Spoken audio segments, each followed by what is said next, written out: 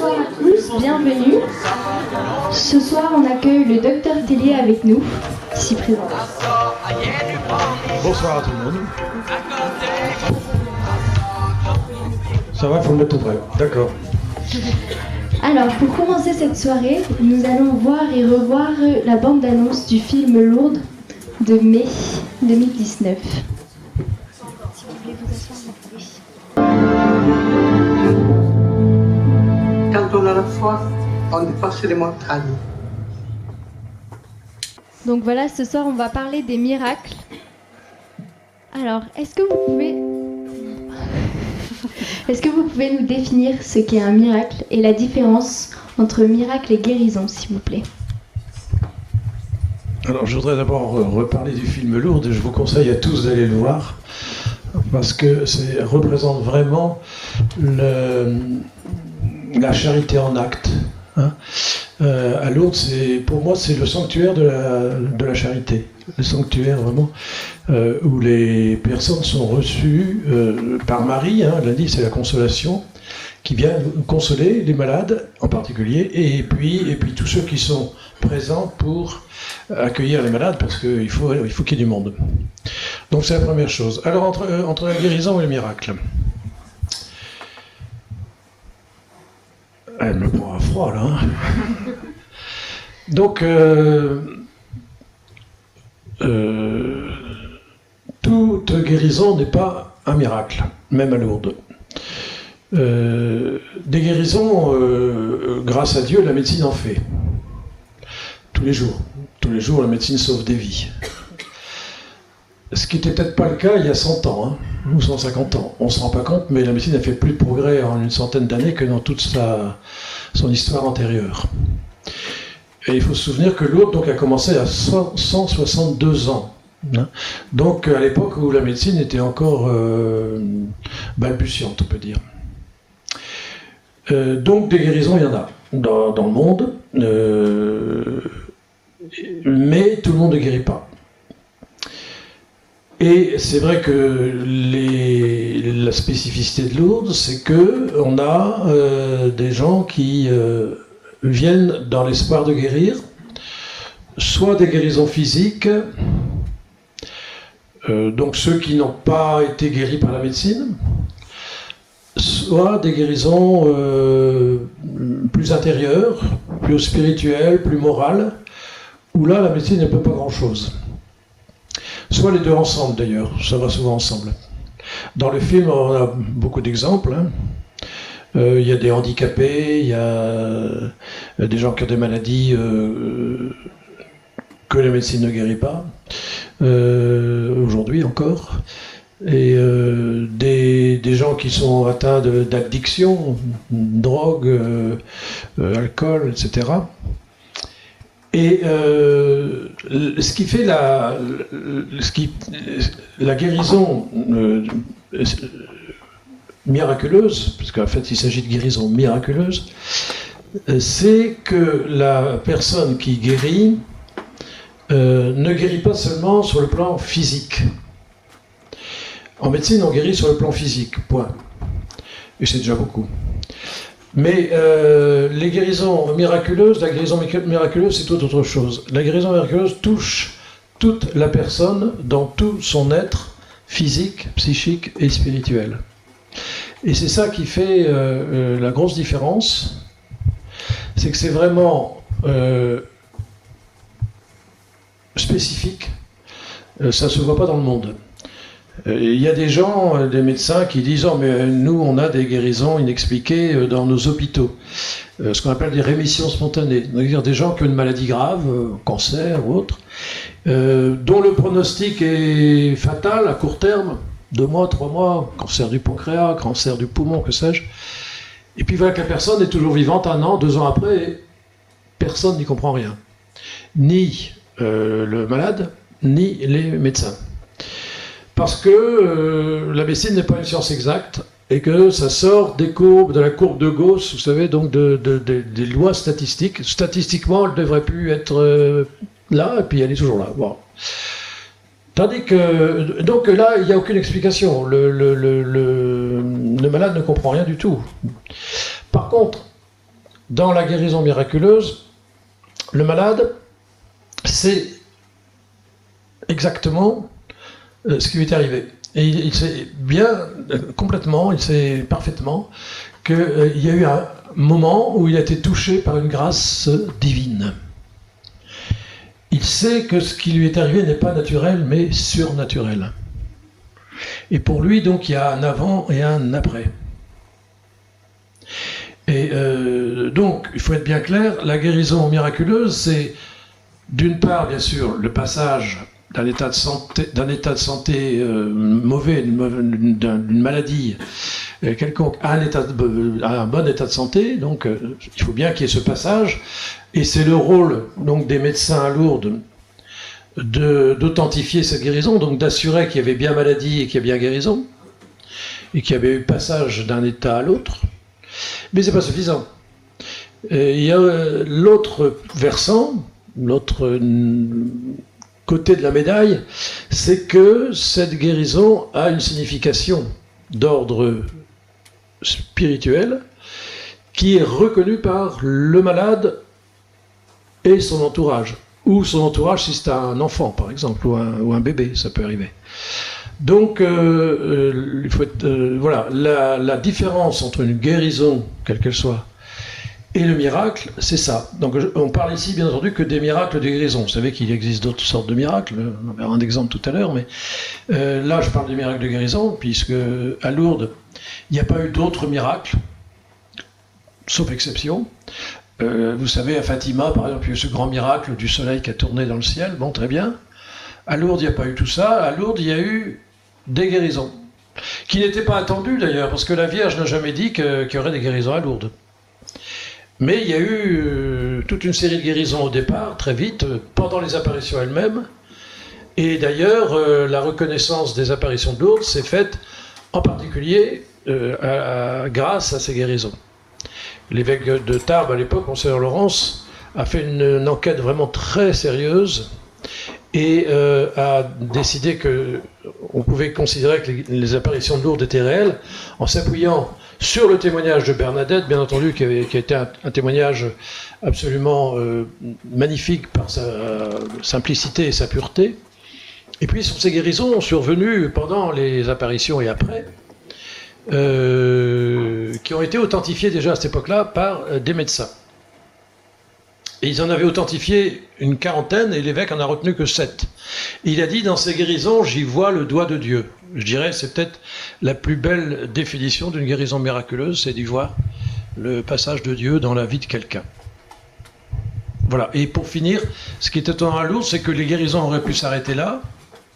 Les guérisons miraculeuses, c'est normal que dans un lieu d'apparition, c'est quand même compliqué pour reconnaître les apparitions. Vous savez que l'Église n'a reconnu qu'une douzaine ou une quinzaine d'apparitions de par le monde, alors qu'il y en a eu des centaines, apparitions mariales. Hein.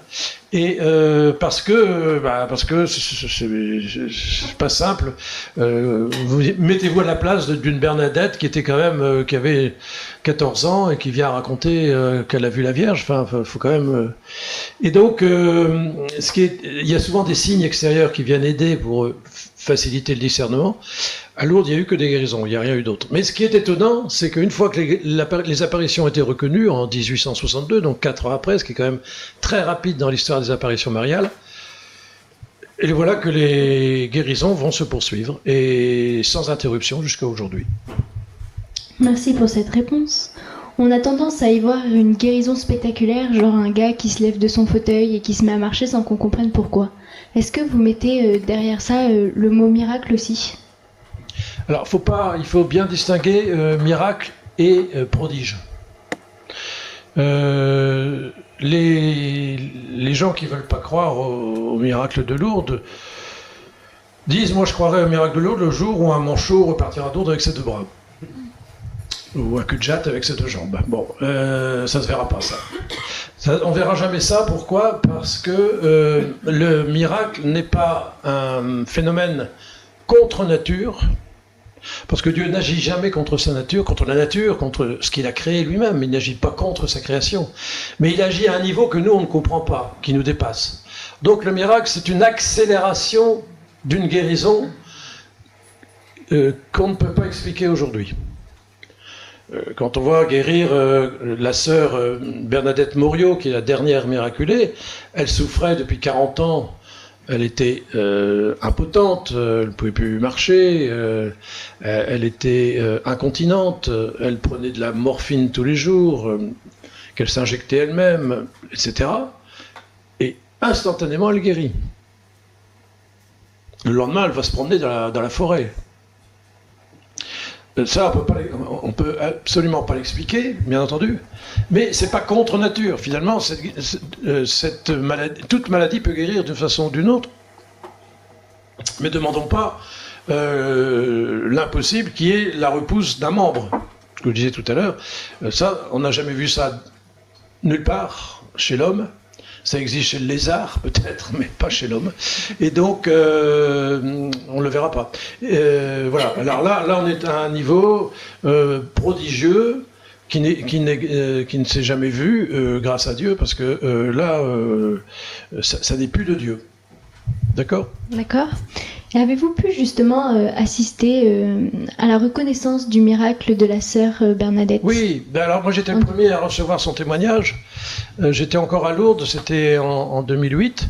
Elle était venue, elle s'appelait Bernadette d'abord, et puis elle était venue pour le 150e anniversaire des apparitions de Lourdes, en 2008. Et donc elle souffrait le calvaire depuis 40 ans. Ça avait commencé petit à petit avec des lambeaux sciatiques de plus en plus graves. On l'a opéré plusieurs fois, ça n'a fait qu'aggraver la situation. Donc elle était en fauteuil roulant, elle ne pouvait plus rien faire. Elle devait se sonder 3 fois par jour. Elle s'injectait elle-même de la morphine depuis 14 ans. Et puis son pied avait pris un mauvais mouvement, donc elle avait une attelle au niveau de la jambe. Elle avait un corset pour pouvoir rester droite. Et donc elle est venue à Lourdes, non pas dans la perspective de guérir, elle n'y a même pas pensé, mais pour prier pour ceux qui étaient malades autour d'elle. Mais elle a vécu très fortement ce pèlerinage, et en particulier la procession du Saint-Sacrement le soir à 17h, où on présente le Saint-Sacrement, donc l'hostie consacrée aux malades. Et souvent, là, il y a quand même des guérisons. Mais elle, il ne s'est rien passé. Elle est rentrée chez elle. Et puis, c'est 3 jours après, à la même heure, dans la chapelle, parce qu'elle était religieuse, donc elle était dans la chapelle de son couvent. Et là, elle a repensé à Lourdes. Elle s'est remise en esprit à Lourdes, tellement elle avait aimé ce temps passé à Lourdes. Et c'est là qu'elle a eu une voix intérieure qui lui a dit... Enlève tes attelles, enlève ton corset. Elle n'en est pas revenue, et puis elle s'est dit, qu'est-ce que je fais ? Et finalement, bah non, c'est pas de la blague, j'ai vraiment entendu ça, je le fais. Donc elle a enlevé ses attelles, son corset, et elle a arrêté la morphine, brutalement, et on sait que c'est impossible normalement, il faut du temps pour arrêter de la morphine, sinon on a des troubles de sevrage. Et elle a pu à partir de là aucune douleur, et elle a retrouvé du jour au lendemain sa mobilité.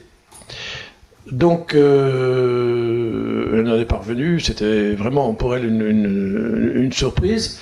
Et elle est retournée voir donc son médecin, qui n'a pu faire que constater ce qui lui était arrivé, et elle m'a appelé et elle m'a raconté ça.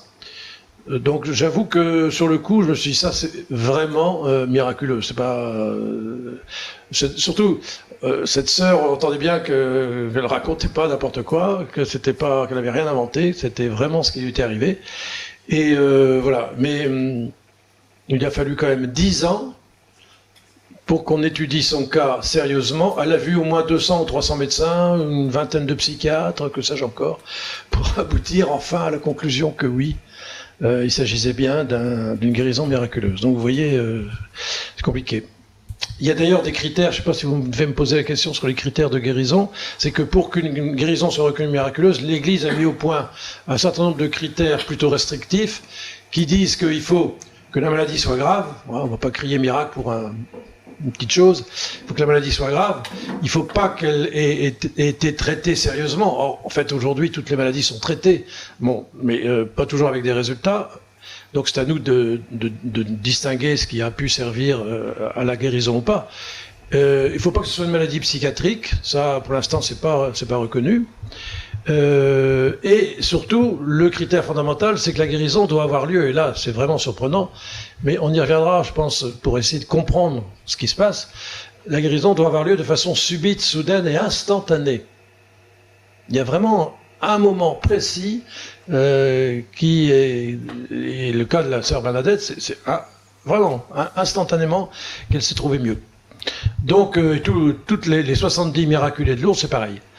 Et bien sûr, après, il faut que ce soit une guérison définitive. Il ne faut pas que ce soit une simple rémission, et c'est pour ça qu'on attend quand même pour être sûr qu'il n'y a pas de rechute. Donc vous voyez, c'est des critères extrêmement précis que l'on doit prendre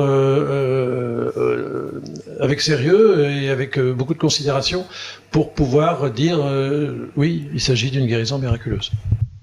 D'accord. Vous avez travaillé de nombreuses années au bureau médical du sanctuaire de Lourdes, et c'est ce qui a nourri votre travail. Pouvez-vous nous dire quelle était votre mission là-bas ? Alors le médecin, donc il n'y a qu'un seul médecin à Lourdes permanent. Il y en a eu, j'étais le 12e, il y en a eu depuis 1883. Donc en 1883, on a fondé le bureau des constatations médicales. À ce moment-là, c'était des médecins à la retraite qui venaient passer un temps. Et, depuis 1960, donc c'est un médecin qui est à temps plein et qui travaille toute l'année. Donc, en fait, je faisais trois choses surtout. Premièrement, la première chose, c'est de recevoir les malades guéris. Alors, vous allez me dire, il n'y en a pas beaucoup. Bah, si, il y en a beaucoup plus qu'on imagine. J'avais à peu près une guérison déclarée, spontanément, bien sûr, par semaine.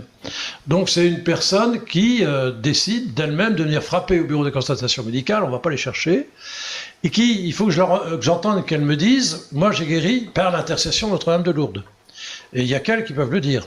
Hein, bon, que cette guérison ait eu lieu à Lourdes ou pas à Lourdes, ça peut se passer en Nouvelle-Zélande. Hein. Le principal, c'est qu'elle dise « J'ai guéri par l'intercession de Notre-Dame de Lourdes ».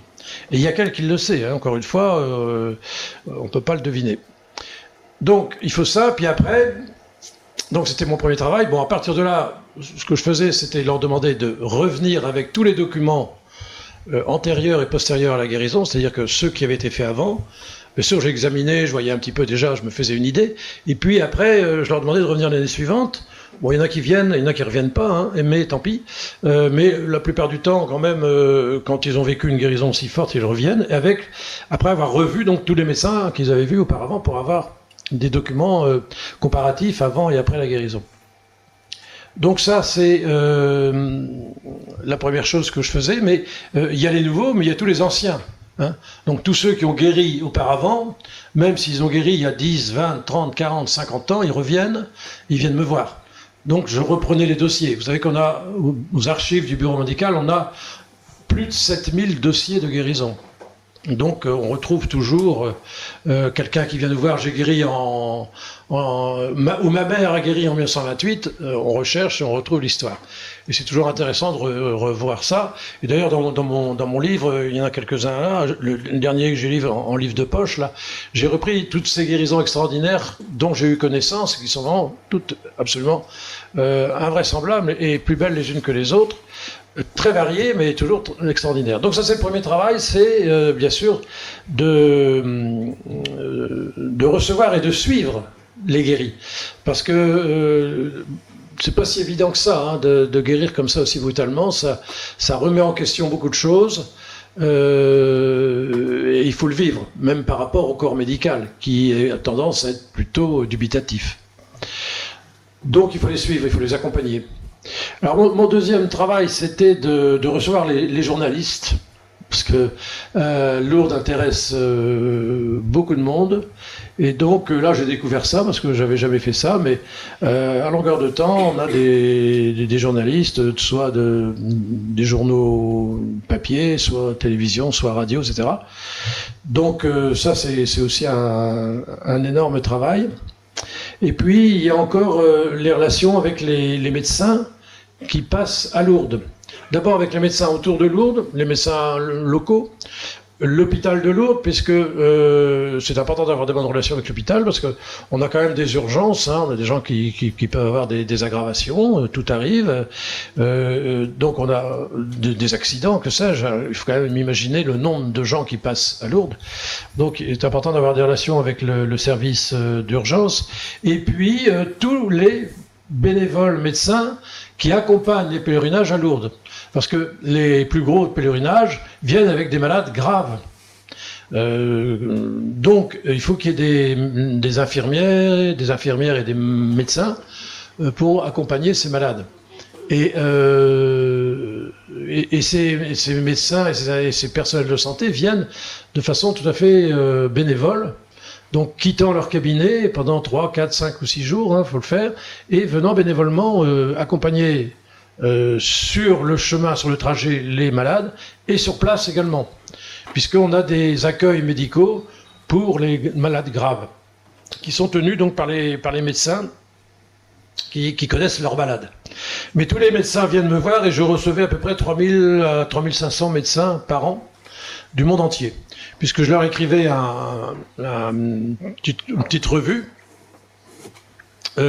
pour les tenir au courant de ce qui se passe à Lourdes, quand même une revue de 24 pages écrite en 6 langues, envoyée dans 72 pays différents. Donc c'est quand même un gros travail qu'il fallait tenir mois après mois.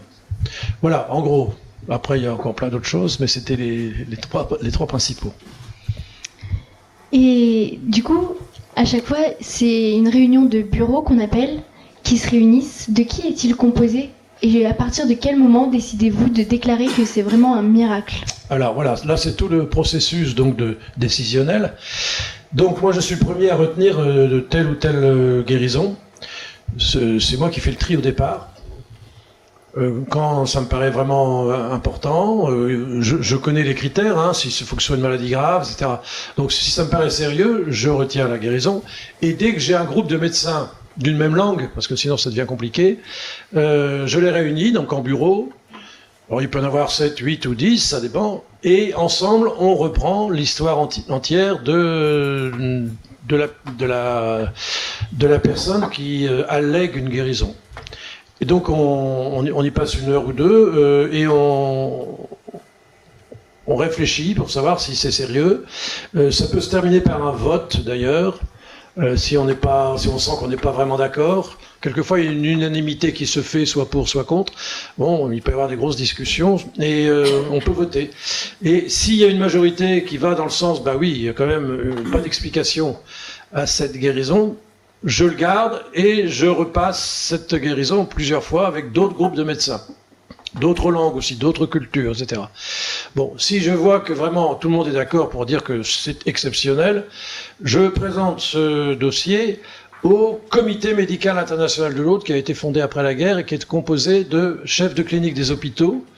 Il y en a 25 actuellement, qui se réunissent 1 fois par an pour justement que le médecin permanent leur présente les dossiers soit de l'année, soit des années précédentes, les dossiers les plus qui semblent les plus vrais, hein, qui semblent vraiment aller déjà loin. Et eux vont donc alors maintenant j'en fais partie de ce comité, quoique je ne sois pas spécialiste, mais vu ma petite expérience, ils m'ont demandé de travailler avec eux.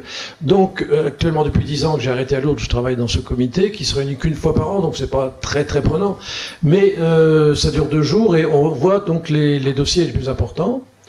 Et si on le décide, il y a un des médecins spécialistes de la maladie guérie qui va prendre en charge ce dossier et qui va y travailler. Souvent pendant 1 an ou 2 ans, il va revoir la personne guérie, il va l'interroger et puis il va reprendre tout le dossier en entier et il viendra représenter ce dossier à ses confrères la fois suivante. Donc c'est une expertise totale, complète, et à ce moment-là on rediscute. Éventuellement, donc si on estime qu'on a tous les éléments, on peut voter. Quelquefois on n'a pas tous les éléments, donc on demande encore 1 année supplémentaire. Ou alors on le présente à un autre spécialiste de la même maladie parce qu'on a plusieurs neurochirurgiens, plusieurs endocrinologues, etc. Et si finalement on estime que c'est sérieux, on vote. Et là, il faut qu'il y ait une majorité des 2/3. Et s'il y a une majorité de 2/3 pour dire oui, il y a eu guérison, et cette guérison n'a pas d'explication médicale.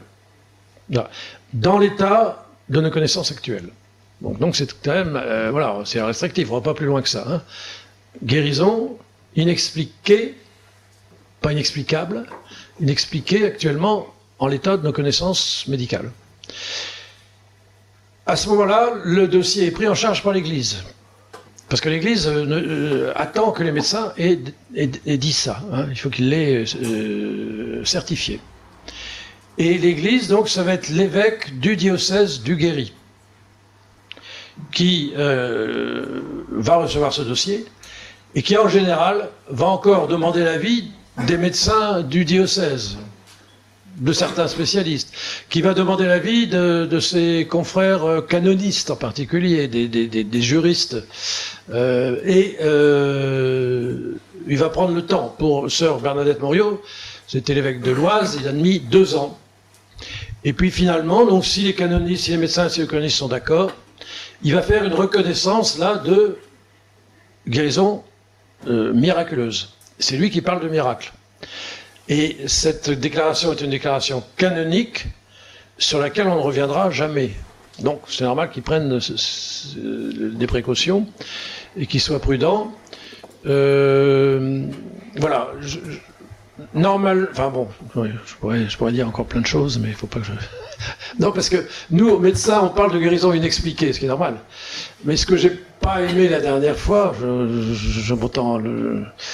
ça m'est resté sur le cœur, c'est que l'évêque a dit guérison inexpliquée. Ben moi, je suis désolé. L'évêque, il doit aller plus loin que ça et dire guérison inexplicable, qu'on l'expliquera jamais. Parce que de toute façon, c'est une déclaration canonique sur laquelle on ne reviendra pas. Donc, soyons clairs, c'est inexplicable, non pas en l'état actuel de nos connaissances médicales, parce que les guérisons qu'on a reconnues il y a 100 ans, elles sont toujours aussi vraies aujourd'hui. On ne reviendra jamais dessus, elles sont aussi vraies. Moi, j'ai repris à longueur de temps, et j'en parle dans mes bouquins, des guérisons du début du XXe siècle. Par exemple, de tuberculose. Bon, aujourd'hui, on dit la tuberculose, on guérit la tuberculose. Ben oui, mais attendez, les gens qui guérissaient la tuberculose à cette époque-là, c'était des tuberculoses comme on n'en voit plus aujourd'hui, hein, généralisées, épouvantables. Enfin, et ils guérissaient instantanément. Ils étaient mourants, quoi, et ils reviennent à la vie en un instant.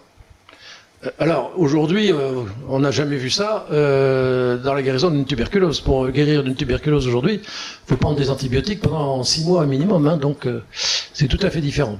Alors c'est pour ça que je suis un peu surpris, parce que je suis obligé de me battre, moi, avec mes confrères, parce que les médecins qui ne croient pas au miracle, ils ont vite fait de dire, bah oui, mais bon, on comprendra ça un jour, on l'expliquera. Ben non. Non, on ne l'expliquera jamais. Tout a commencé par l'apparition de la Vierge Marie à une jeune fille en 1858, dont nous allons voir quelques illustrations. Voir, c'est formidable.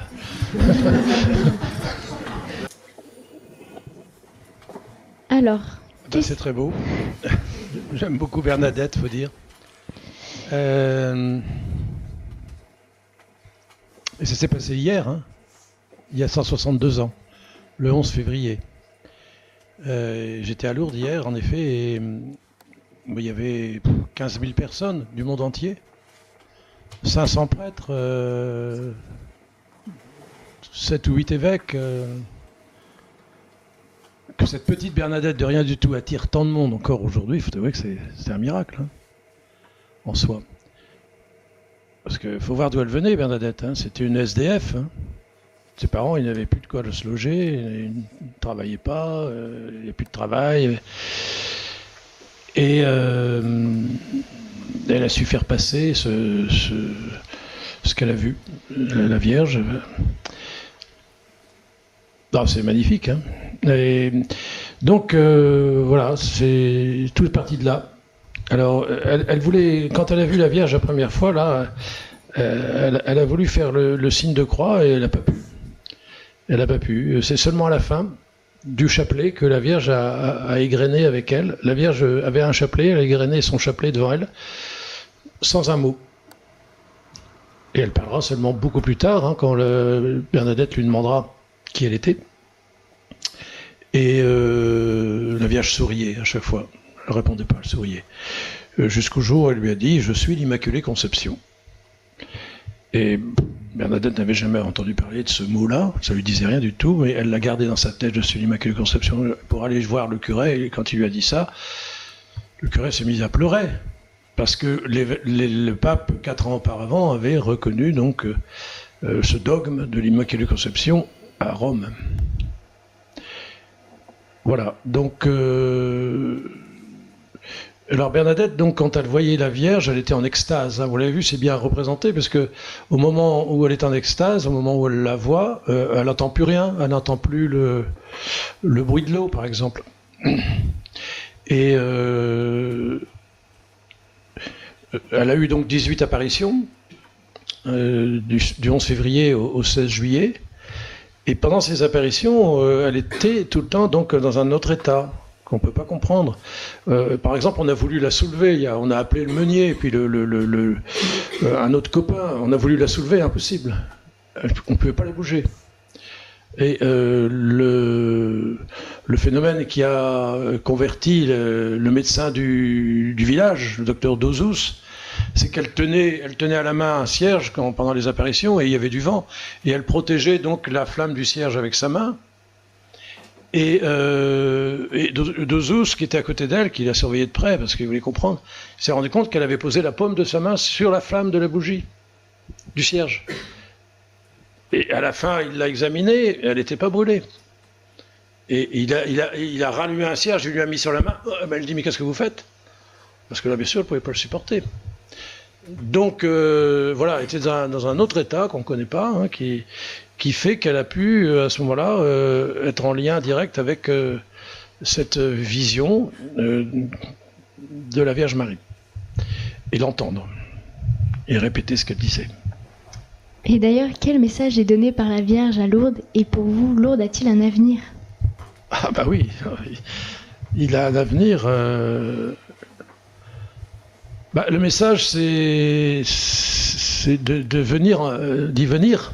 La Vierge a demandé ça, elle a demandé venez en procession, bon, venez en pèlerinage, quoi. Et puis construisez des églises. Bon, tout ça c'est fait, on a construit, maintenant il y a trois basiliques. Hein. Est-ce qu'il y en a qui n'ont jamais été à Lourdes là? Ah, alors il faut y aller absolument. Vous avez 3 basiliques, oui, et puis le lieu de la grotte est bien gardé, bien conservé. Enfin, je vous conseille, si vous y allez, d'y aller prier la nuit, parce que c'est extraordinaire. Là, c'est dans le silence, et il se passera quelque chose pour vous. Moi, tous les gens à qui j'ai conseillé d'aller à la grotte y prier, et m'ont tous dit qu'il s'est passé quelque chose, ils ont vécu quelque chose. Donc c'est un lieu mythique, unique. Bien sûr, il y en a d'autres hein, dans le monde, mais celui-là, je pense quand même que c'est le plus connu dans le monde entier. Moi, j'ai voyagé beaucoup pour Lourdes, dans tous les pays où je pouvais aller. Il y avait une église Notre-Dame de Lourdes, ou une grotte Notre-Dame de Lourdes, jusqu'au Japon, au Maroc, aux États-Unis, à Washington, vous avez une grande cathédrale, vous savez, comme ils font aux États-Unis, où il y a des ascenseurs, un bistrot, enfin tout ce qu'on veut dans la cathédrale, c'est quelque chose d'assez invraisemblable. Mais il y a une chapelle Notre-Dame de Lourdes qui ne désemplit pas. Et où on confesse toute la journée, quoi. Donc voilà, c'est un lieu, bien sûr, qui va perdurer, qui a duré quand même depuis 160 et quelques 62 ans. J'allais dire qu'il nous enterrera tous, quoi. Parce que si la Vierge est venue là, c'est qu'elle avait quand même son idée. Hein. Il faut imaginer que c'était en plein milieu du 19e siècle, hein, une époque où il y avait un athéisme de plus en plus important, après le siècle des Lumières, après la Révolution. Et d'ailleurs, vous avez des écrivains comme Zola qui sont venus. Zola est venu à Lourdes. Il voulait comprendre. Alors après, il a écrit un roman qui s'appelle Lourdes, d'ailleurs. Moi aussi, mon roman s'appelle Lourdes, là, mais c'est pas le même. Il s'appelle Lourdes. Et lui, il a assisté à 2 guérisons. À cette époque-là, on faisait la queue au bureau des constatations médicales, faut dire. Hein, d'abord, il y avait moins de monde, et puis les gens qui venaient là, c'était vraiment des gens que la médecine ne pouvait rien. Et donc, aujourd'hui, quand même, si vous êtes malade, je vous conseille d'aller voir votre médecin, ça c'est clair. Hein. Mais à cette époque-là, il fallait bien aller à Lourdes, on avait plus de chances de guérir que d'aller voir un médecin. Donc, ça a changé un peu, mais c'est pas pour ça que Lourdes s'arrêtera. Et si vous allez voir le film Lourdes, vous verrez bien cette attente prodigieuse des malades qui attendent autre chose que la médecine. Bon, c'est bien la médecine, hein, elle rend service, et on peut la remercier, mais il y a une bien plus grosse attente d'autre chose, parce que tout le monde ne guérit pas, encore une fois, de toute façon, on mourra tous un jour, et la Vierge a montré le ciel, quoi. Elle a essayé de redire, vous savez, l'important c'est le ciel, hein, c'est pas. Alors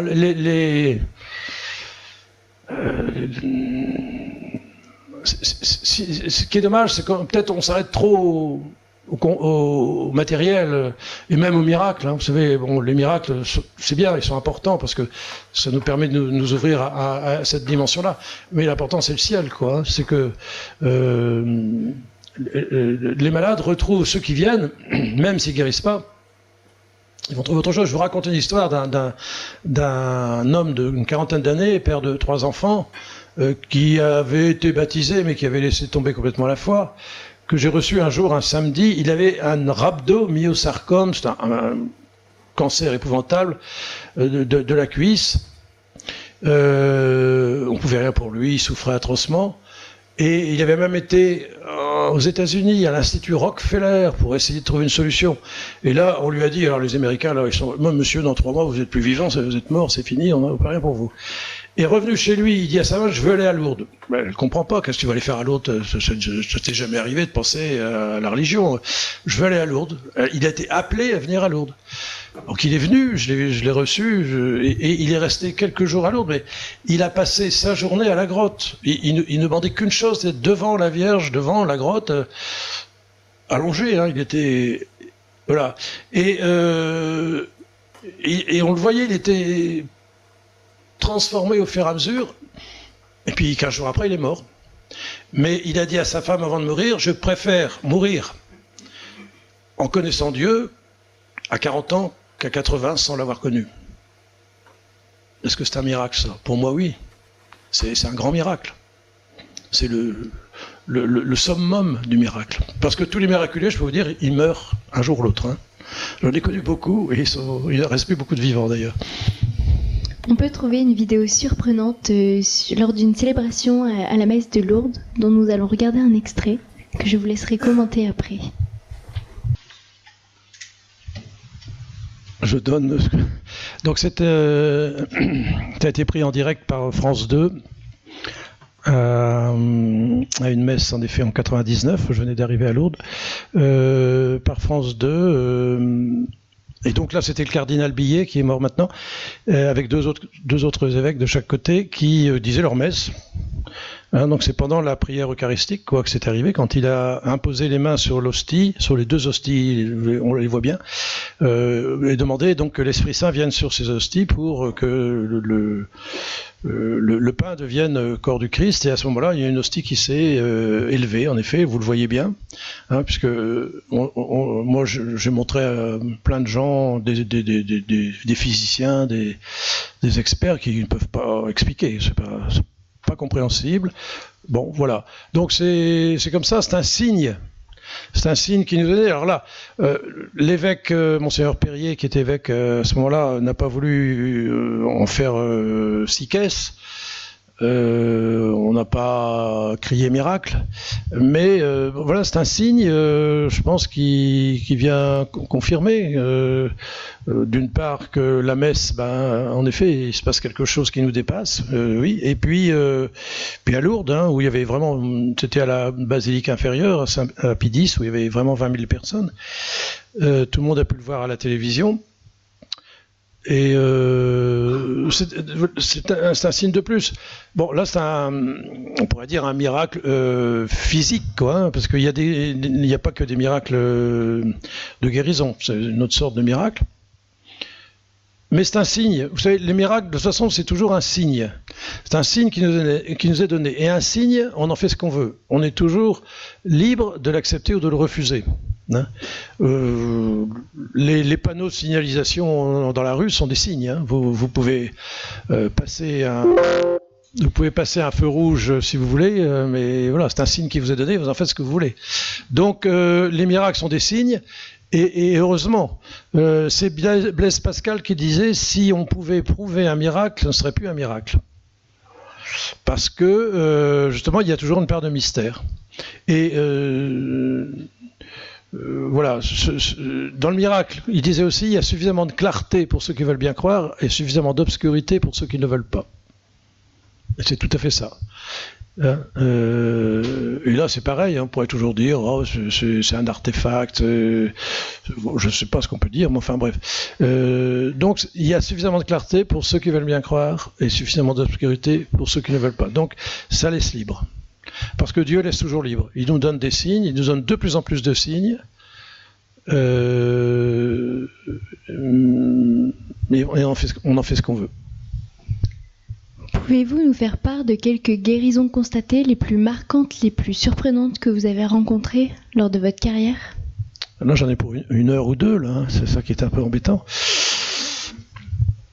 Parce qu'elles sont toutes dans mon livre, là. Et je vous en raconter une qui n'est pas dans le livre.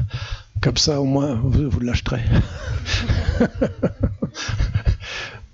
Il vaut 9,50 €, hein, je vous dis, c'est donné. Hein, vous pouvez arrondir à 10 € si vous voulez, c'est pas grave. C'est pas pour moi, ce sera pour eux. Donc, une que alors, sœur Bernadette Morio, je raconte dans le livre, donc je vais pas le raconter une seconde fois. Je vous en raconte une qui est assez amusante quand même. C'est une jeune fille qui faisait partie d'une famille d'aveugles. C'est une maladie génétique transmise par la mère, qui s'appelle la maladie de Leber. S'il y a des médecins ici, ils connaissent. Mais la maladie de Leber, donc, c'est une maladie des mitochondries, donc qui donne de l'énergie dans l'œil. Et à un certain âge, à un moment donc où la personne se fatigue, elle devient aveugle. À 16 ans, au moment où elle préparait son bac, elle est devenue aveugle d'un seul coup, mais on s'y attendait un peu parce que dans la famille, les oncles, les tantes, les cousins devenaient aveugles à peu près à cet âge-là. Donc on avait tout prévu, on l'a envoyée à Paris apprendre le braille, et elle a passé son bac, et elle a eu son bac avec mention très bien. Elle voulait faire une prépa. Donc elle est allée voir le directeur en lui disant, voilà, je suis aveugle, mais je voudrais bien faire une prépa chez vous. Et quoique il était trop tard pour s'inscrire, le directeur s'est dit, bon, quand même, c'est un cas exceptionnel, je la prends. Et pour rendre grâce, tellement heureuse d'être prise dans cette prépa, avec ses parents, pour retourner chez eux, ils descendent vers Lourdes. Ils passent un temps à Lourdes, ils prient, et ils repartent sur Bordeaux. Et sur la route de Bordeaux, tout d'un coup, elle dit, papa et maman, arrêtez-vous, je vois. Et elle voyait. Elle voyait aussi bien de près que de loin. Elle revoyait exactement comme avant. Alors vous imaginez l'émotion. Et à la rentrée, donc, elle est arrivée à la prépa, elle est allée se présenter au directeur qui lui a dit, vous foutez de moi, vous avez été à Lourdes ou quoi ? Ben, oui, monsieur, j'étais à Lourdes, carrément. Et puis un jour, je l'ai au téléphone, elle m'appelle, Elle me dit, allô, vous êtes le docteur de... Oui, oui. Mon directeur de spirituel, qui était un dominicain que je connais, m'a dit que je devais vous dire que j'ai guéri à Lourdes, alors je vous le dis, maintenant, foutez-moi la paix, elle referme, tac, terminé. Alors là, je l'ai eu dur. Alors, elle a juste eu le temps de me dire qu'elle était aveugle et qu'elle voyait clair. Rien de plus. Bon, j'étais un peu écœuré. Et 2 mois plus tard, j'ai une de mes filles qui est étudiante à Pau, qui revient, qui dit « Oh, j'ai fait une bonne copine, tu sais, elle m'a dit qu'elle était aveugle et qu'elle voit clair. » Je dis « Attendez, elle n'a quand même pas des milliers. Tu as son portable ? Ah oui, oui, tiens, le voilà. » Wop, je l'appelle. Il lui dit « Alors, on se retrouve.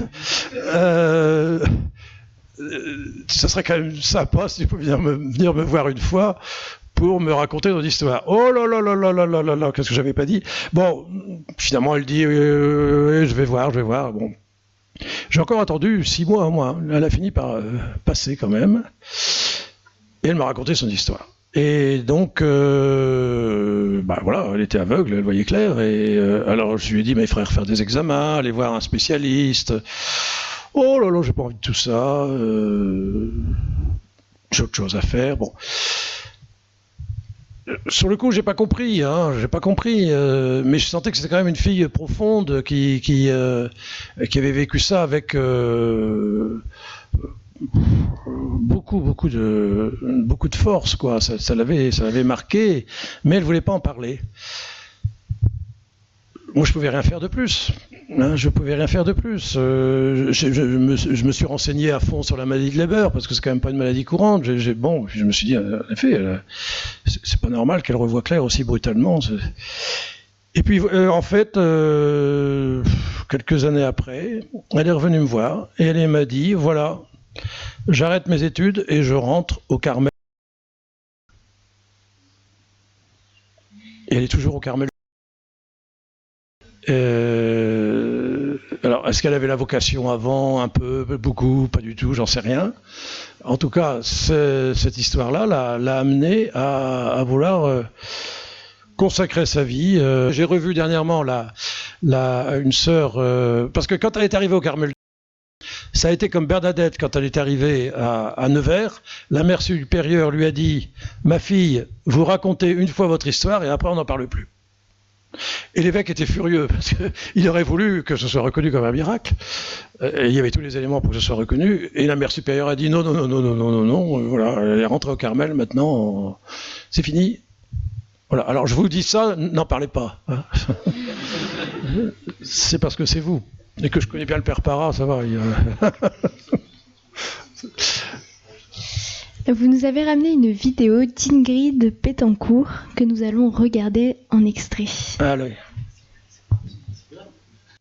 Voilà, donc c'est une belle prière de Ingrid Betancourt. Je ne sais pas si vous vous souvenez, elle a été prisonnière des FARC pendant 7 ans. Ça a été absolument horrible. Elle a essayé de se sauver, on l'a rattrapée, elle a eu les pires malheurs. Et donc elle raconte qu'elle a prié Notre-Dame de Lourdes. Et dès qu'elle a été libérée, elle est venue à Lourdes.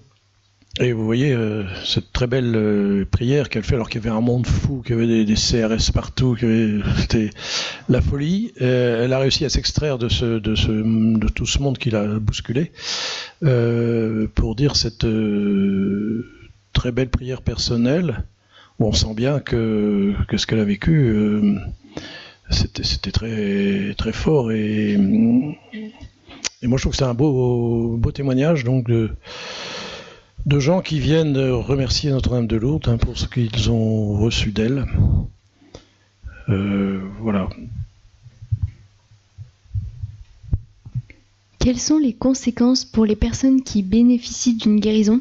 Est-ce qu'il y a un effet parfois négatif, une personne qui se sentirait supérieure ou avec un pouvoir ou une certaine puissance ? Non, il n'y a pas d'effet négatif. Aujourd'hui, la difficulté, c'est que c'est très médiatisé. Donc, une personne qui est reconnue miraculée, je vous dirais, on fait attention aussi. parlera pas, enfin même l'évêque, hein, nous déjà les évêques après, à une personne trop sensible, trop faible ou qui n'est pas capable donc de faire face à la curiosité des médias, on va pas lui mettre l'étiquette miraculé sur le dos. C'est impossible. Là, ça serait trop dur pour elle. La sœur Bernadette Morio, c'est extraordinaire. Elle affiche une force intérieure inimaginable. Elle a quand même 80 ans maintenant. Et heureusement. Mais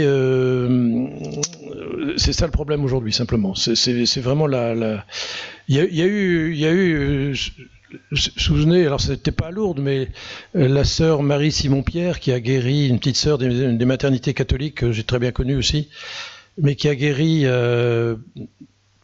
d'une maladie de Parkinson et qui a été celle qui a été retenue pour la canonisation de Jean-Paul II, qui lui-même souffrait d'une maladie de Parkinson. C'est inimaginable ce qu'elle a dû subir de la part des médias. Enfin, elle aussi, elle avait une grande force intérieure, heureusement. Mais il fallait l'aider, hein, parce que tout ce que j'ai pas pu entendre sur elle, enfin, c'est affolant, méchant même, quoi. Donc voilà, c'est ça la seule difficulté, je dirais. Mais je peux dire que, vous voyez, les miraculés sont des gens qui ont fait une expérience de Dieu très forte, en fait, et qui leur vie n'est plus la même après. Et ils sont tournés vers le ciel. Et c'est ce que j'ai essayé de montrer dans mon livre, hein, c'est que ce soit il y a 100 ans ou aujourd'hui, ils sont plus les mêmes après. Et je dirais c'est ça qui est intéressant, parce que la guérison physique c'est bien, mais c'est surtout cette guérison intérieure très forte, cette expérience spirituelle très forte, qui fait que ils sont tournés vers les autres. Tous les exemples que j'ai, enfin il y en a beaucoup dans mon livre, à partir de là, ils se mettent vraiment au service des autres. J'ai retrouvé une guérie qui s'appelait Anna Santaniello à Salerne, près de Naples, où j'avais été faire une conférence aux médecins de Naples. Donc en partant, en y allant, je me suis dit, je vais essayer de trouver un dossier de la région, et je tombe sur une personne qui avait guéri à l'âge de 40 ans d'une insuffisance cardiaque totale, puisque son médecin ne voulait pas l'emmener à Lourdes, tellement elle était mal en point, elle ne pouvait plus respirer, elle avait des édèmes partout, elle était bleue, elle ne pouvait même plus parler. Et elle a réussi à se faire prendre et arriver à Lourdes. Là, on l'avait mise dans un lit, on ne voulait plus y toucher. Bon, elle a réclamé d'aller aux piscines, et quand elle est passée aux piscines, elle est sortie des piscines guérie, mais totalement guérie, au point que le soir, elle faisait la procession au flambeau. Et quand elle est repartie avec le train de pèlerinage, elle les a quittés à Turin pour aller à Milan toute seule, voir ses parents qui habitaient Milan, qui l'ont pas reconnue et qui se sont dit mais qu'est-ce que c'est, elle était mourante et la voilà. Et ils l'ont emmenée chez le médecin, le cardiologue, qui lui a fait un électrocardiogramme qui était normal. Et il a dit, mais pourquoi vous venez me voir? Et il a dit, mais regardez mon électrode il y a 15 jours, l'électrode d'une mourante. Et donc, elle a été vite reconnue par les médecins. Et de façon étonnante, l'évêque de Salerne l'a pas reconnue. Quand il a reçu le dossier, il a mis ça dans un tiroir. On ne sait pas pourquoi. Alors moi, quand j'ai été à Salerne, j'ai raconté cette histoire-là, mais je ne savais pas si elle était encore vivante. C'était 40 ans après. Et je croyais qu'elle était morte depuis longtemps, d'ailleurs. Et puis, les médecins du coin ont été voir l'évêque, qui était à nouveau l'évêque. Ils lui ont dit, mais écoutez, il y a ce cas-là, comment ça se fait que votre prédécesseur ne l'ait pas reconnu? Alors, il a recherché dans les archives de l'archevêché, et il a retrouvé le dossier. Et puis il a cherché, et elle était toujours vivante, elle avait 80 et quelques années, elle était toujours là. Et donc il a dit, dans ce cas-là, on peut la reconnaître comme miraculée. Donc elle a été reconnue. Mais quand ils nous ont appelés pour nous dire, elle est toujours vivante, moi je suis retourné la voir à Salerne, et je l'ai rencontrée, et cette femme m'a raconté sa vie, mais c'est extraordinaire. À partir du moment où elle a guéri, elle a passé son diplôme d'infirmière, elle a passé son permis de conduire, elle a passé jusqu'à très âgée à s'occuper des enfants défavorisés de la région de Naples. Et elle a fait que ça toute sa vie. Enfin, c'était vraiment extraordinaire. Et pour moi, c'était le signe même que cette guérison était réelle et vraiment miraculeuse. Quel effet ça fait aux médecins de voir des personnes guéries? Ça doit être chamboulant. Avez-vous eu des retours? C'est toujours chamboulant pour nous médecins, c'est clair. Il y a les médecins matérialistes et puis il y a les médecins qui sont ouverts sur le spirituel. Hein. Donc les médecins matérialistes et scientistes ne veulent pas l'accepter. C'est ce qui s'est passé en particulier avec sœur Marie-Simon-Pierre dont je vous parlais. Ils vont toujours trouver des bonnes raisons. Ils vont dire non, c'est pas possible. Le cas le plus étonnant, je le raconte dans mon livre, mais ça s'est passé en 1902, c'est bien, c'est pas récent, mais comment il s'appelle ce médecin? J'ai plus le nom. Alexis Carrel. Alexis Carrel, vous avez déjà entendu parler de lui. Il a écrit un livre qui s'appelle L'homme, c'est inconnu. Et Alexis Carrel, donc, c'était un médecin de Lyon qui ne croyait absolument pas à tout ça. Et voilà qu'un de ses amis qui devait venir à Lourdes avec un convoi de malades lui a demandé de le remplacer parce qu'il ne pouvait pas. Et alors, il a d'abord dit non, puis il s'est dit, tiens, après tout, on parle beaucoup de Lourdes. C'est vrai, à cette époque-là, on en a parlé beaucoup déjà. Je vais aller voir ce qui se passe.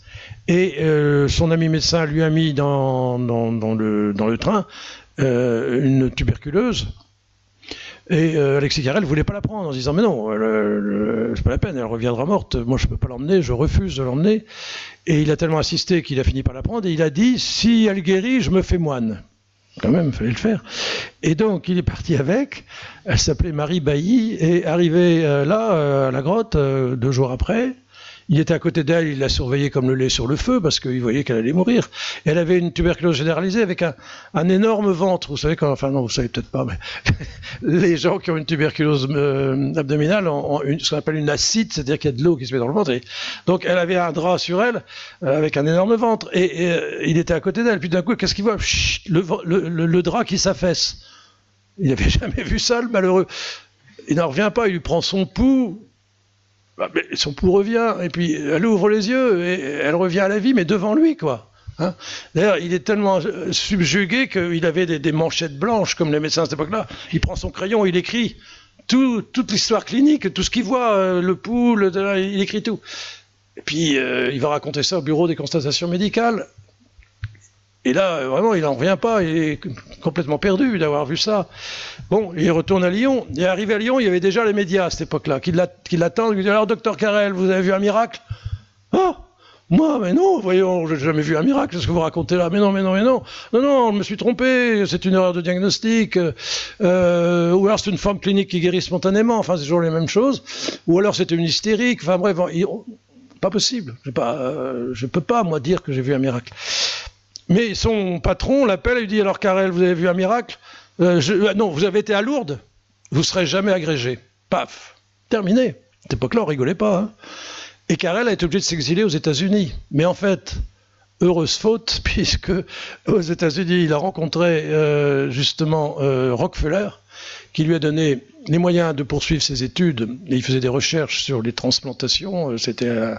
Il a été prix Nobel de médecine, un des seuls médecin français, prix Nobel de médecine en 1909, grâce au fait qu'il est venu à Lourdes, finalement. S'il n'était pas venu à Lourdes, il n'aurait jamais été aux États-Unis, il ne serait jamais devenu prix Nobel de médecine. Mais après, il lui a fallu toute sa vie pour accepter ce qu'il avait vu. Et on le voit, on voit sa signature dans le carnet où les médecins signent quand ils passent 2-3 fois durant son existence. Il va mourir en 1944, et c'est seulement peu de temps avant qu'il va avouer à sa femme, bah oui, c'était un miracle, c'est pas possible autrement, c'était un miracle. Mais jusque-là, il le niait, parce qu'il ne pouvait pas l'accepter. Pourquoi ça vous fait rire? Ah, il n'a jamais été moine, non, c'est vrai. Heureusement d'ailleurs, parce qu'il a fait autre chose. Qu'est-ce qui se passe lors d'une guérison inexplicable? Qu'est-ce qui opère? Qu'est-ce qui opère? Opère quoi? Lors d'une guérison. Enfin, qu'est-ce qui fait cette guérison finalement? Ah, comment ça se fait une guérison? Ah bah oui, là, c'est une grosse question là. sur laquelle je me penche depuis que je suis à Lourdes, parce que, en effet, quand on est médecin, on ne peut pas comprendre comment quelqu'un qui a une maladie comme sœur Bernadette Morio guérit instantanément de ce genre de maladie. Cette Marie Bailly, j'en ai connu d'autres. Donc ça pose question. Alors, ma réponse, moi je crois que qu'on est tous appelés à guérir, pas forcément sur Terre, mais en tout cas de l'autre côté. Et que donc nous aurons un corps glorieux, totalement guéri, quand on sera au ciel. Bon, je ne vais pas parler des expériences de mort imminente ce soir, à moins que vous me posiez encore la question, mais là j'en ai encore pas du tout. Mais le Christ dit lui-même, hein, on sera comme des anges, on sera guéris, on sera vraiment... Et les gens qui ont fait une expérience de mort imminente et qui retrouvent leurs défunts, des gens qui sont morts avant, disent, mais ils sont extraordinaires, ils sont merveilleux, ils sont comme moi je me souviens de la première que j'ai eue qui m'a dit, j'ai retrouvé mon grand-père, mais c'était un jeune, il était en pleine forme, alors que je le reconnaissais, c'était bien lui, mais voilà, c'était pas un vieillard sénile comme je l'avais connu. Donc on guérira. Alors, les miracles sont des signes pour nous montrer que c'est vrai. Et c'est une anticipation, je dirais. Hein, alors maintenant, comment ça peut se faire? Moi, je crois que ça ne peut se faire que en acceptant l'anthropologie chrétienne. Alors c'est un grand mot, mais vous savez que nous, mais c'est pas les chrétiens, hein, c'est depuis Aristote, donc c'est bien avant Jésus-Christ. Aristote disait déjà que l'homme, tout le vivant, a une âme. Même un animal a une âme. Hein. D'ailleurs, il ne s'appellerait pas animal, sinon ça vient bien de âme. Donc on a une âme. La particularité de la personne humaine, c'est que son âme est spirituelle. C'est-à-dire qu'elle est capable de Dieu, elle est à l'image de Dieu, et son âme sera immortelle. Et donc, moi, je pense que et c'est un miraculé qui me l'a fait comprendre, qui s'appelait Monsieur Belli, Jean-Pierre Belli, qui est mort maintenant, mais c'est le premier que j'ai connu. Il avait une sclérose en plaques depuis 16 ans, reconnu invalide à 100%, avec tierce personne pour s'occuper de lui, en chaise roulante, troubles sphinctériens, etc., etc. Et il est venu à Lourdes, poussé par sa femme, et voilà, il n'était pas spécialement motivé. Il a reçu les 3 sacrements de guérison. Et vous savez qu'il y a 7 sacrements, il y en a 4 qu'on donne donc une fois, si je ne m'abuse, et puis il y en a 3 qu'on peut répéter. C'est le sacrement de pénitence, hein, de réconciliation, l'Eucharistie, et puis l'onction des malades. Donc il a reçu ces 3 sacrements. Et le lendemain, alors qu'il était toujours dans sa chaise roulante, voyant passer le Saint-Sacrement, tout d'un coup, m'a-t-il dit, j'ai ressenti dans les pieds une douce chaleur qui est remontée dans tout mon corps jusqu'à chacune de mes cellules et qui a provoqué sur le champ ma guérison. Et sur le champ, il me disait, j'ai pu bouger les doigts, les mains, les bras, ressentir, alors que je ne sentis plus rien, etc. Et j'aurais pu me mettre debout, mais j'ai pas osé parce que je voulais pas me faire remarquer. Et c'est dans la nuit, quand il était seul, qu'il s'est mis debout et qu'il a commencé à marcher. Et le lendemain, il était comme vous et moi. Et donc, il m'a dit, en fait, j'ai reçu par ces sacrements, il voyait comme ça, une force intérieure, donc dans mon âme, puisque les sacrements s'adressent avant tout à l'âme, mais cette force, à ce moment-là, quand j'ai guéri, s'est déployée justement en moi, provoquant ma guérison. Et donc, moi je crois très fortement que la seule explication de ces guérisons miraculeuses vient de ce qu'il y a une unité très forte entre l'âme et le corps. Hein. Les maladies, vous savez, c'est comme la mort, viennent du péché. qui fait que justement l'âme n'a plus la capacité de nous maintenir en vie et de nous faire aller au ciel sans la mort, comme la Vierge Marie. Elle est allée au ciel directement corps et âme, hein. Mais c'est la seule parce qu'elle était sans péché, puisqu'elle est l'Immaculée Conception. Et tandis que nous, notre âme, elle est entachée par le péché. Et donc, elle a plus cette capacité de maintenir notre corps parfait, hein, et comme la Vierge Marie était parfaite, et comme le Christ était parfait. Et donc, voilà, le Seigneur, je dirais, dans sa grande miséricorde, nous donne des signes de guérison miraculeuse, mais qui ne peuvent s'expliquer que parce qu'il est, en fait, par son Esprit Saint, présent en nous, dans notre âme, hein, au plus profond de nous-mêmes, dans notre cœur, on peut l'appeler comme on veut, notre esprit spirituel. Et donc, cette âme, c'est parce qu'on l'empêche d'agir finalement. Mais si elle est libérée par la volonté de Dieu, et là, c'est là où est le mystère. Pourquoi Dieu choisit tel ou tel, on ne sait pas. Mais en tout cas, par la volonté divine, il libère la force intérieure et spirituelle qui est dans l'âme, et qui à ce moment-là se déploie dans tout le corps, et obligatoirement purifie le corps de tout mal et de tout péché, et le guérit. Voilà comment, je crois, on peut l'expliquer. Et pourquoi... Il va y avoir des questions après. Hein. Et pourquoi tout le monde n'a pas de guérison ?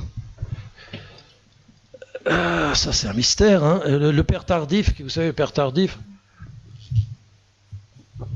qui à la fin de ses messes disait il y a telle personne qui porte un gilet bleu violet qui guérit de la main droite, etc. Et il avait ces paroles de connaissance extraordinaires, donc il y en avait plusieurs, hein, puis des gens, voilà, et les gens guérissaient. Et il disait la première chose que je demanderai à Dieu en arrivant au ciel, c'est pourquoi il a guéri telle ou telle personne. Parce qu'il n'en savait rien lui-même. Et personne n'en sait rien. Et même ce Jean-Pierre Belli dont je parlais, il me disait pourquoi j'ai guéri ? Moi, j'avais une petite fille de 5 ans à côté de moi, j'aurais préféré que ce soit elle. Moi, bon, je m'étais fait à ma maladie. Il avait 65 ans. Bon, j'avais plus grand chose à vivre. Mystère. Ça, je dis, il faudra demander au souverain de l'autre côté. L'eau de Lourdes a-t-elle des propriétés particulières, un tellurisme peut-être, ou un magnétisme ? Un mimétisme ? Un magnétisme. Ah, les propriétés particulières ? Ah non, il n'y a pas de magnétisme. Voulez-vous qu'il y ait du magnétisme ? Non. Non, il n'y a pas de... Non, parce que de toute façon, la personne qui guérit, elle ne s'y attendait pas 5 minutes avant. Hein. Et donc, il n'y a pas ça passe pas non plus dans son esprit, elle attend pas de guérir, voilà, ça lui tombe dessus. Je me souviens d'une des dernières guéries que j'ai vues avant de partir, c'était le 16 juillet 2009. C'est une femme qui avait été opérée de la main pour une maladie de Dupuytren, donc qui recroqueville la main. L'opération n'avait pas réussi, donc c'était encore pire, elle avait la main. Bon, elle vient le 16 juillet à Lourdes. Et elle vient me voir le 17 en me disant hier j'étais à la grotte, tout d'un coup j'ai senti un souffle sur ma main, et hop, ma main s'est rouverte, et regardez ma main, maintenant je peux faire tout ce que je veux avec. Et en effet, elle avait les cicatrices de l'opération qui avait eu lieu 3 mois avant, elle avait une main parfaitement mobile, elle s'y attendait, mais pas du tout. Et d'ailleurs elle m'a dit c'est extravagant. On se souvient, c'est extravagant, c'est vrai. Donc voilà, on ne sait pas pourquoi, alors... C'est l'originalité de Lourdes. L'eau de Lourdes, a-t-elle des propriétés particulières ? On a pu voir à travers parfois des bénédictions avec cette eau, des guérisons inexpliquées. Alors l'eau n'a aucune propriété particulière. Elle ne guérit personne en soi. Il faut dire que la moitié des miraculés ont guéri par l'intermédiaire de l'eau, disons qui est un vecteur symbolique, puisque l'eau représente la vie, parce que Bernadette a quand même mis à jour cette grotte à la demande de la Vierge à un endroit précis, et que cette eau coule c'est jamais arrêté depuis 162 ans. Donc ça a quand même une importance considérable. Et peut-être que Lourdes, justement, il y a eu beaucoup de guérisons à cause de ce signe de l'eau. Mais on a étudié cette eau déjà du temps de Bernadette. Première chose qu'on a fait, c'est d'aller porter l'eau au pharmacien. Qu'est-ce qu'elle a cette eau? Le maire de Lourdes espérait qu'elle aurait des propriétés thermales pour faire en fait à Lourdes une station thermale. Il s'est dit au moins il y aura du monde qui viendra. Bah pas de chance, elle avait aucune propriété, aucune, ni médicinale, ni thermale, ni quoi que ce soit. Alors c'est une eau pure, de source, qui est très bonne pour la santé. Elle a une très grande résistivité, on l'a étudié par tous les bouts, mais c'est pas elle qui guérit. D'ailleurs, la 8e guérison de Lourdes s'est passée à Ostaker, près de Gand, en Belgique, et il n'y avait pas d'eau, et on n'a pas compris, mais c'est comme ça. Donc l'eau représente un signe important de vitalité, et de ce qu'on veut. Mais c'est pas elle qui guérit, c'est la foi. D'ailleurs, Bernadette le disait déjà, c'est la foi. Alors on a vu je raconte dans mon livre en particulier le dernier, des missionnaires qui partaient avec de l'eau de Lourdes et avec l'eau de Lourdes, ils faisaient des miracles. Mais c'est parce qu'ils avaient la foi. Ils partaient, ils manquaient de se faire bouffer par les panthères tous les jours, et ils avaient le courage d'y aller, et avec l'eau, ils faisaient des miracles. Et ils soignaient les gens, ils arrêtaient les incendies, ils faisaient des trucs invraisemblables. Mais c'est bien leur foi, c'est pas l'eau. C'est pas avec une petite bouteille d'eau comme ça qu'ils arrêtaient un incendie ou un taureau furieux, comme ils le racontent. Enfin voilà. D'accord, merci beaucoup pour toutes ces réponses. Maintenant, on va passer aux questions du public.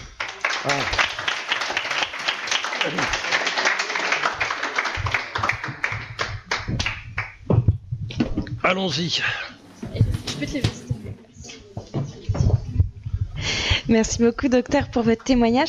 Lourdes est connue pour ses miracles, mais est-ce qu'il y a d'autres endroits dans le monde, des endroits d'apparition, en tout cas des lieux de pèlerinage, où il y a autant de guérisons qu'à Lourdes, à votre connaissance? Non, à ma connaissance, non. C'est Lourdes est spécifique des guérisons. Alors, il y a des guérisons dans d'autres lieux d'apparition mariale, mais qui sont pas, premièrement, qui sont pas fréquentes, et deuxièmement, qui sont pas étudiées comme à Lourdes. Il se fait que à Lourdes, c'était l'époque qui a voulu ça. Il y a eu tout de suite des médecins, il y a eu une étude qui s'est faite, et cette mise en place du bureau des constatations. Mais c'est le seul lieu marial où il y a beaucoup de guérisons. Donc il y en avait vraiment beaucoup, je vous dis plus de 7000 déclarés. Et ça veut dire qu'il y en a certainement autant qui n'ont jamais été déclarés. Moi, ça m'arrive encore très fréquemment que des gens me disent, vous savez, mon père, ma mère ou moi, j'ai guéri à Lourdes, mais j'en ai jamais parlé. Donc il y en a eu énormément, il y en a toujours énormément. On en parlait peut-être plus facilement il y a 50 ou 100 ans, parce qu'aujourd'hui on a un peu peur, on est dans une société qui est quand même plus ouverte à tout ça. Donc, mais dans d'autres lieux, on n'a pas toutes ces guérisons. Alors ça ne veut pas dire qu'il n'y en a pas. Il y en a, sûrement, il y en a. Mais c'est vraiment l'originalité de Lourdes. D'accord ?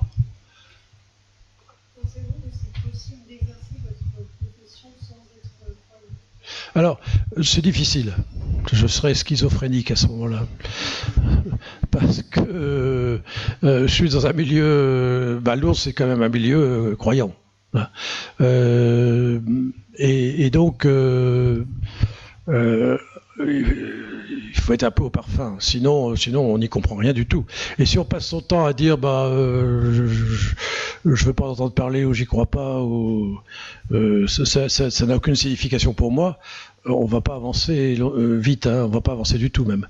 Alors parmi les membres du comité médical international de Lourdes, il y a ce sont des médecins qui sont pas forcément croyants. Ça on leur demande pas. Donc rassurez-vous, il y a quand même des tas de médecins non croyants qui prennent fait et cause pour ces guérisons inexpliquées. Mais il pourrait pas passer sa vie à Lourdes parce que sinon, je dis, il deviendrait schizophrène. Hein, c'est pas possible. Voilà.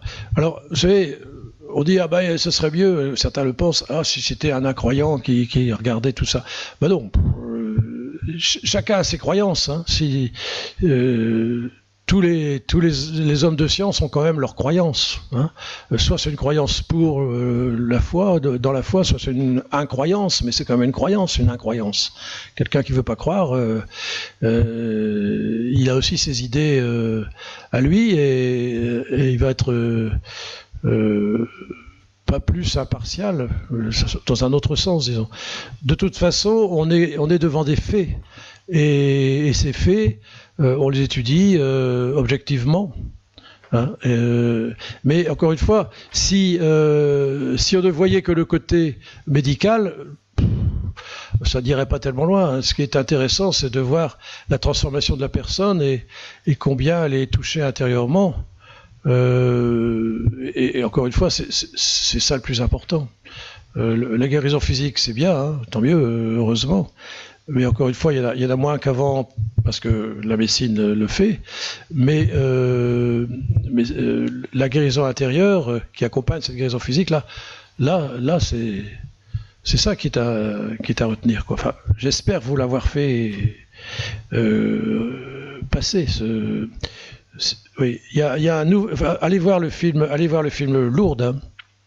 Il y en a un nouveau qui vient d'être fait par un de mes amis à Lourdes, qui est journaliste et qui filme. Et il m'a montré ça hier quand j'étais à Lourdes, un film d'une demi-heure, où il reprend un peu justement un certain nombre de témoignages de guérison, qui est vraiment magnifique, et vous pouvez le trouver sur YouTube. Je vous donnerai le titre, ceux que ça intéresse, je ne sais plus quel est le titre. Enfin, vous mettez Miracle Lourdes, ça viendra. Merci. Une dernière question ? Est-ce que vous avez déjà parlé des miracles de Lourdes avec des frères protestants et eux, qu'est-ce qu'ils en pensent par exemple de ça ? Des protestants, il y a alors. J'ai pas eu de rapport très précis avec des frères protestants. Il y a des protestants qui viennent voir, qui sont intrigués, c'est sûr. Bon, ce que je leur dirais, c'est que c'est pas la Vierge qui guérit, hein. Parce que les protestants, ça, ils supportent très mal. De même, ils n'aiment pas qu'on dise prier la Sainte Vierge. Non, c'est la Sainte Vierge qui prie pour nous. Prie pour nous, pauvres pécheurs. Hein, et nous, on se trompe souvent. On dit, je vais prier la Vierge. Non, c'est la Vierge qui prie pour nous. Nous, on prie le Seigneur. Et par l'intercession de Marie. Parce que c'est pas une déesse. C'est clair. Hein, donc, il faut être très clair avec les protestants à ce niveau-là. Donc, à Lourdes, c'est pareil. Bon, c'est Marie qui est apparue, mais c'est pas elle qui fait les guérisons. Hein. C'est le Seigneur qui guérit. D'ailleurs, l'Eucharistie est au centre de Lourdes. Hein. C'est pas la grotte, c'est l'Eucharistie. La grotte vient en supplément. Voilà. Donc, je pense que des protestants bien intentionnés pourraient très bien accepter les miracles de Lourdes. Dans mon livre, je raconte l'histoire d'un protestant qui s'est converti au catholicisme en venant à Lourdes. Vous avez l'histoire de Tolkien, par exemple. Tolkien, avec son copain Lewis, ils sont convertis au catholicisme en entendant parler d'une guérison qui s'est passée en 1928 à Lourdes. Alors c'est assez amusant parce que je le raconte dans le livre, parce que dans un journal, j'ai lu ça, donc Tolkien s'était converti en entendant parler de l'histoire de la guérison d'un petit garçon dans un train en quittant Lourdes en 1928. Alors, moi j'ai été chercher en 1928 dans les archives et j'ai trouvé l'histoire d'un petit garçon qui avait guéri dans le train en quittant Lourdes. Alors, je le raconte dans mon livre, je ne vais pas le raconter ce soir, et qui s'appelait Henri Mieuxet. Bon, je dis ça, c'est quand même drôle. Puis voilà que peu de temps après, j'ai une religieuse qui habitait Rennes qui arrive et puis qui me parle, tout ça. Puis elle dit, puis mon curé, le père Mieuxet. Je dis, Mieuxet, je dis, Henri Mieuxet. Oui, c'est mon curé, elle me fait. Mais je dis, c'est celui qui a guéri à Lourdes en 1928. Ah oui, il a guéri à Lourdes en 1928. Ça alors. Alors, je l'ai appelé, mais je dis, vous êtes Henri Mieuxet, vous avez guéri à Lourdes. Oh, oui, c'est moi qui ai guéri. J'avais 8 ans. Et après, j'ai eu ma vocation. Et là, il avait 1928, il avait 80. Hein.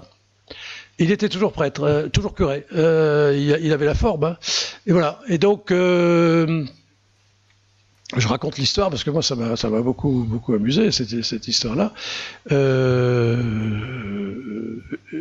Il est décédé peu de temps après. Il voulait revenir à Lourdes, mais il m'a dit, je suis venu au moins 33 fois à Lourdes depuis.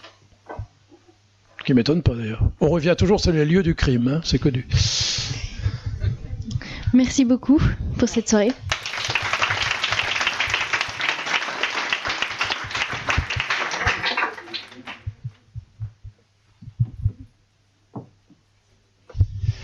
Alors j'ai pas de commentaires, c'est le dernier Wednesday de l'année. J'ai pas de commentaires à vous faire spécialement, simplement de remercier grandement le docteur Tellier qui nous fait l'honneur de venir pour la 3e fois consécutive à Wednesday. Docteur, un grand merci. C'est toujours un plaisir de vous entendre. C'est toujours un plaisir de faire dialoguer science et foi. C'est encore là. Affaire là. Un mot, docteur, pour des jeunes qui nous regardent et qui se posent des questions. Un mot. Dans la caméra. Gloire à Dieu. C'est pas grave. Wednesday, c'est de lourd, du gros lourd. Merci.